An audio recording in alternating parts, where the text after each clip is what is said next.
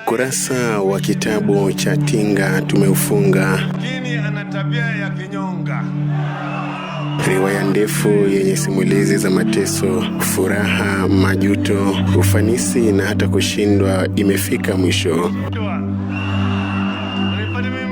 Mwandishi wa riwaya hii hakutia kitone cha mwisho kwenye ukurasa wa mwisho. Ni Mola aliyemalizia uandishi wake. Hiyo ni nywele. Majina ya majazi ya mwandishi ni mengi: Tinga, Baba, Enigma, Joshua na kadhalika. Sijui kama dhamira yake iko barabara kwa alioandikia. Naita kope. Bado ni nywele.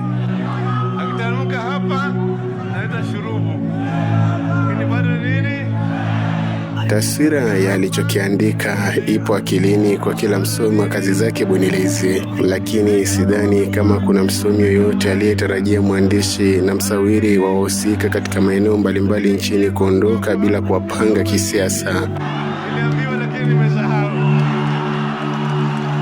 Nani anayejua alichokuwa amepanga kukiandika katika uchaguzi wa 2027? Hamna. Nani anayejua kama alikuwa na mswada ambao haukuwa umechapishwa? Niseme labda hamna. Nani uliyempa ramani ya siasa za Kenya? We don't know. Umeondoka hujaacha mrithi wa Jacom. Umeondoka hujaacha mrithi wa Baba. Umeondoka hujaacha mrithi wa Tinga. Nani atakaye vivaa viatu vyako? Ni Babu Owino? Hapana. Ni Edwin Sifuna? Hapana. Ni Opiyo Wandayi? Hapana. Ni Gladys Wanga? Hapana. Ni Oparanya Tawe? Ni Ali Hassan Joho? Gen Z watakwambia Z. Ni Junet Mohamed? Hapana. Mrithi wa kuvivaa viatu vyako hayuko. You are the last person to receive the stick in the relay high race. No one comes after you. Tunatumai 2027 utaleta njozi na ndoto kwa Kenya ili kuongoza. The voice of a commander iliyosikizwa muda wote. Rest in peace Agwambo, true leader of opposition na maandamano kila palipohitajika nguvu ya watchdog.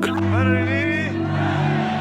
Lakini kiingia kwa kwapa na huko chini niliambiwa lakini nimesahau. Mimi ni Agadias Ikoha na hii ni Amaika Radio.